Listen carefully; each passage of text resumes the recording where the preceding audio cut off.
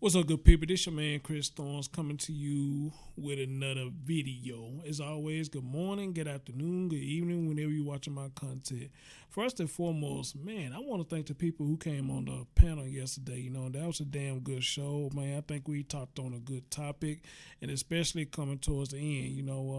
I think we really hit that with the nail on the coffin. And for those who haven't seen that show that I did yesterday, I will put the link in the description. And you go check it out yourself whenever you get the time. And also, I want to appreciate the people who's in the chat room. Y'all was amazing, man. Y'all showed your man love on that show yesterday. It's all good. It's all good, so I appreciate it. Anyway, though, speaking of that show, what I want to do this video about is what we talked about at the end. We got on the subject about fathers, and we got on the subject about dealing with his kids as always, because I always talk about kids. That's one of the main things I like talking about, other than things that goes in the black community, things that goes on in the black community. I talk about that as well. But at the end, we got on the subject about kids and guidance, and fathers being in the kids' life, or parents being in the kids' life. Period. And I used a couple of movies to point out I could use a couple of movies as analogies to point out where I was getting at when we talking about these kids. So I just want to reiterate on that. And one of the movies we talked about that I brought up was Menace to Society. Now, we know in this day and age, these teenagers, they think it's cool to sag their pants, or they think it's cool joining the gangs, they think it's cool, having guns or wave with guns in the camera. Trust me, go to Facebook Live, you see it all the time, or go to World Star Hip Hop, you will see it all the time, or go to either social media sites that let you upload videos. Pretty much you're going to see it. Even the ladies, they do it too. But we in this time age, well, this shit is cool to them. It ain't all about education no more, man. It's all about fuckery and buffoonery. So I used the analogy, the Menace to Society. Now, check it out. Now, you remember Menace to Society. The main character in the movie was Caine. When Caine was a baby, you remember in the beginning, when he was a child, there was a guy named Parnell. And Parnell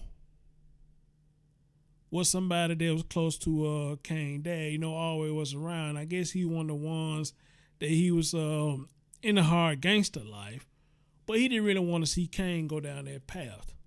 So y'all remember when they had a little party and Caine came out, and he like, Caine, what you doing out here?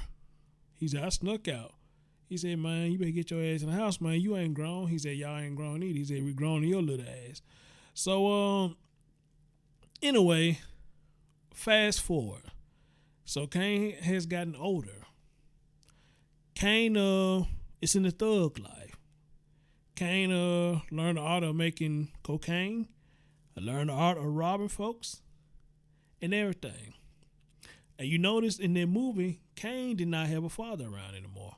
I think his dad had died. Neither did he have his mother around. So he got into all this shit.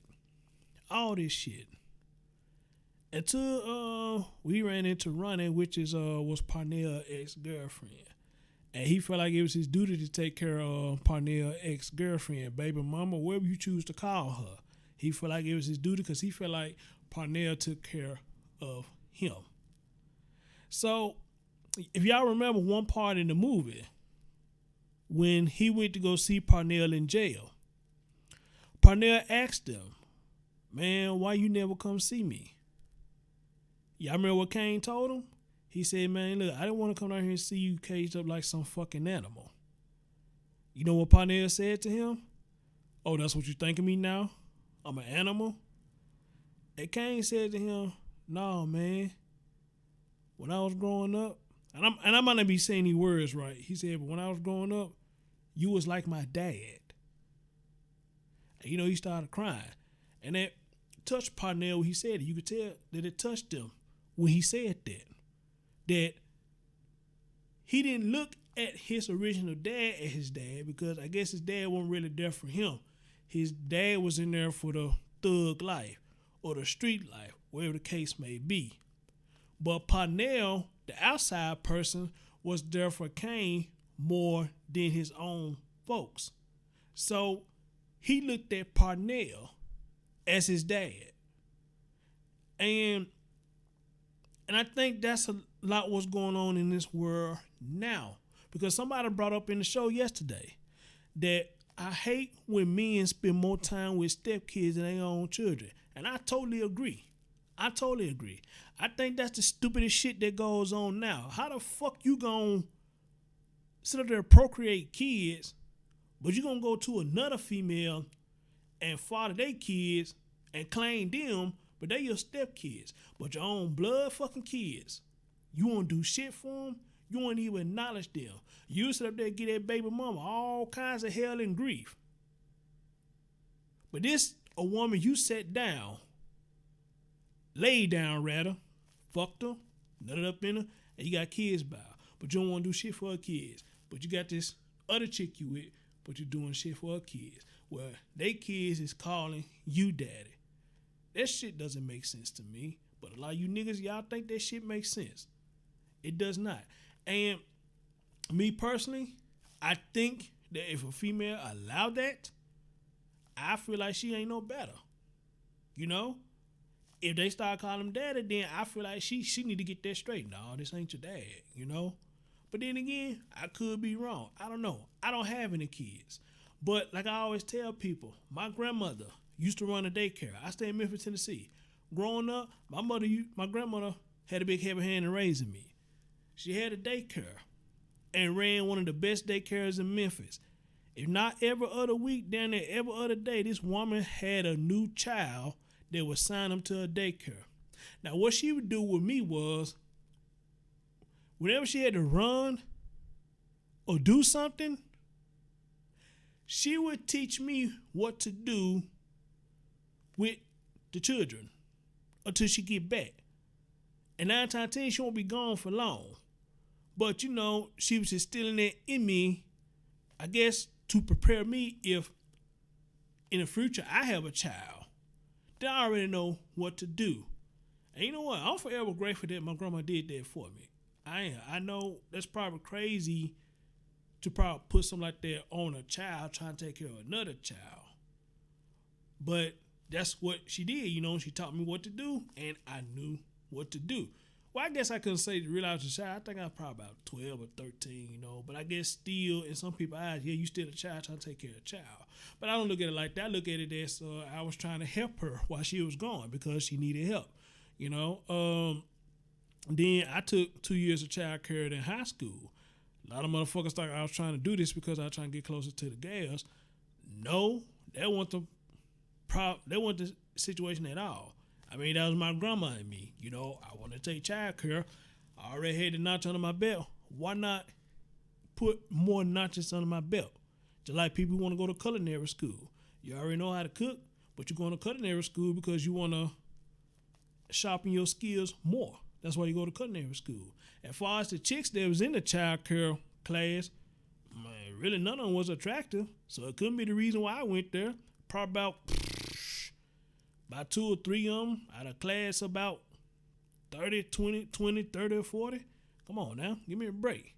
So anyway, he said Parnell, he looked at Parnell like his dad. And you know what Parnell told him?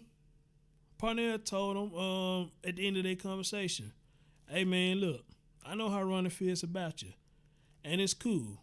I can't do shit for him while I'm in jail. Kane, teach my son better. Teach my son better than what I taught you.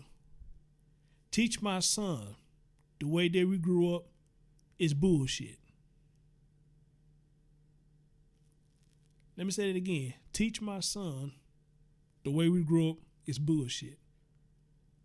And I'll forever love that line in that movie because they don't make movies like that anymore, at least not from what I've seen. And I think we need, I know we need more people like that in this world. We don't. Because again, I agree. You got babies now having babies. What they know about this real world? They don't know shit. Not a goddamn thing. Because they born into a world now that just full of bullshit and just full of hypocrisy.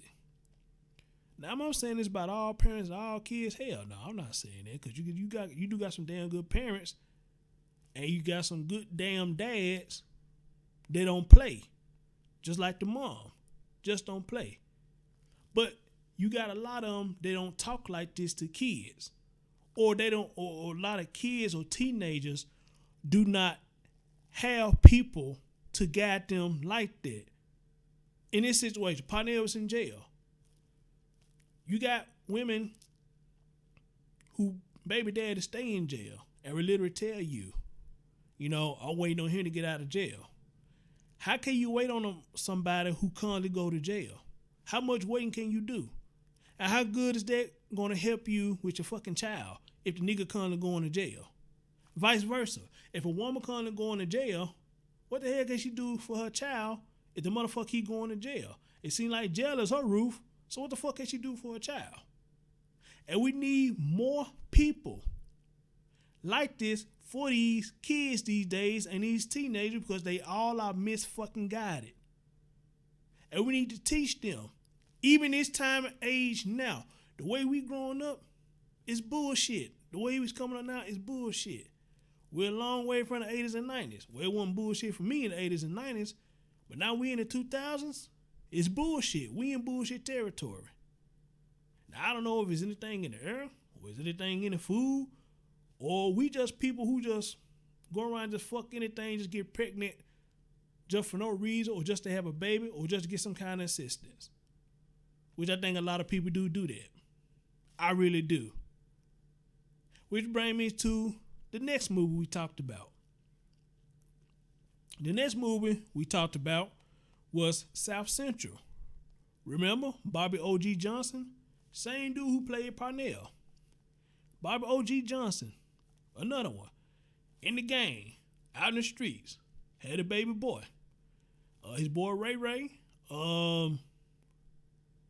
talked him into killing one of the drug lords, whatever that dude's name was.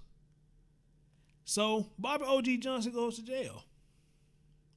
Ray Ray, instead of him looking out for Bobby O.G. Johnson boy, he tried to get him into the dope game.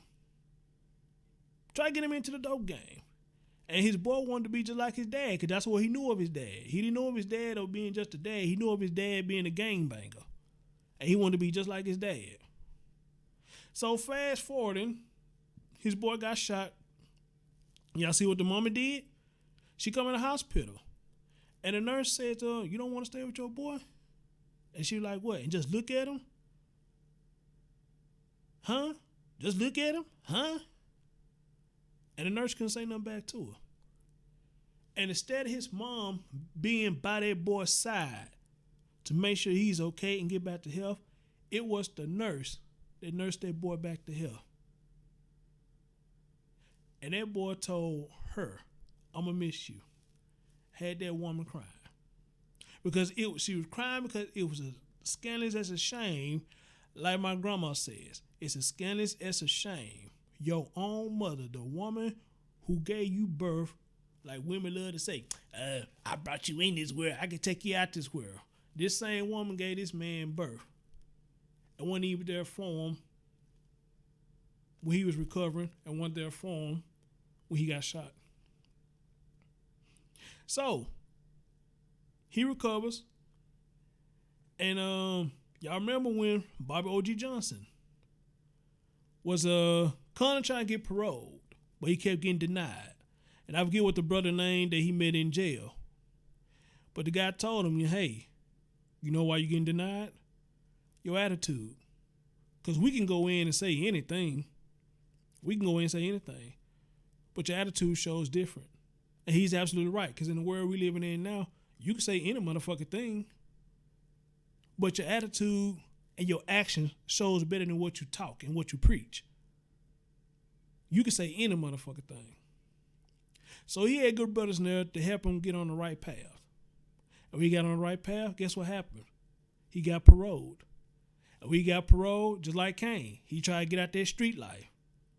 He came home, kind of find out the girl lost a child to I guess Child Protection Service, something like that. And he did anything to get his boy back. So we're gonna fast forward to the end. Remember what happened to the end? Ray Ray was trying to get his boy to shoot somebody. And Bobby O.G. Johnson did what he did to get his boy. And what he said to Ray Ray, because Ray Ray was holding his boy with a gun.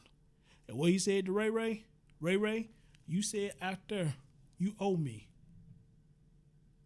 All I want is my boy. And his boy, because remember, his boy disrespected him at first because his dad wasn't back in that gang life anymore. But when he seen that his father would fight for him, his boy showed respect for him again. Because he said all he wanted was his boy. All he wanted was his boy. That's all he wanted.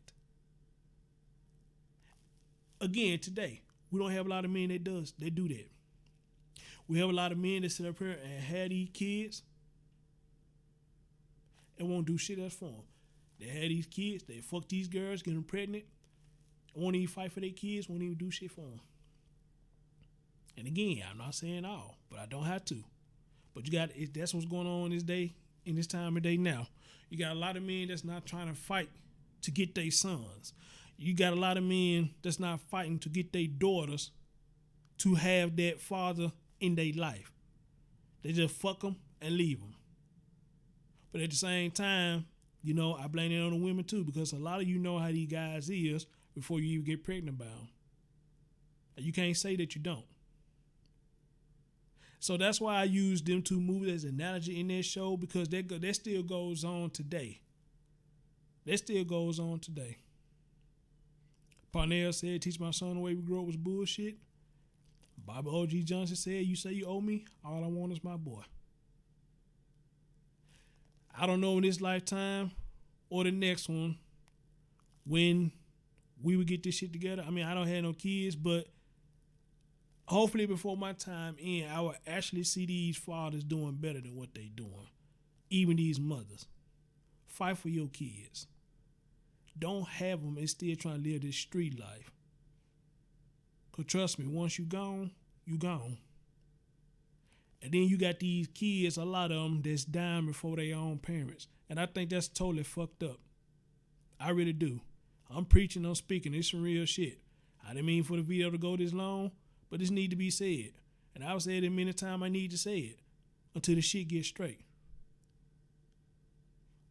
We all need to be like Bobby O.G. Johnson when he turned his life around. We all need to be like Parnell, where he knew he couldn't do shit for his child.